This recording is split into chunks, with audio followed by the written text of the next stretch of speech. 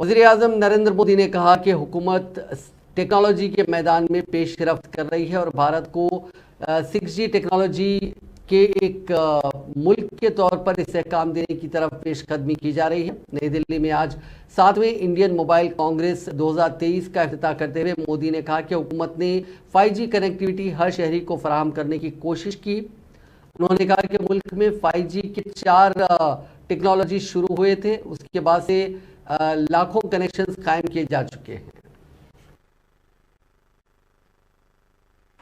Unicorns की century लगाई है और हम दुनिया के टॉप 3 स्टार्टअप इकोसिस्टम में से एक बने हैं। -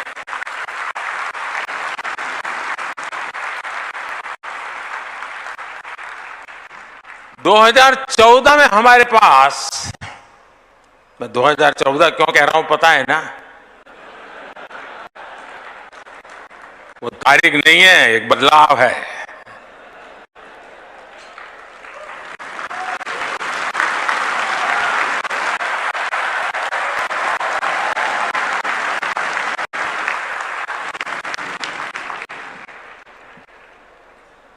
2014 के पहले भारत के पास कुछ 100 स्टार्टअप थे, कुछ 100, लेकिन अब ये संख्या 1 लाख के आसपास पहुंच गई है।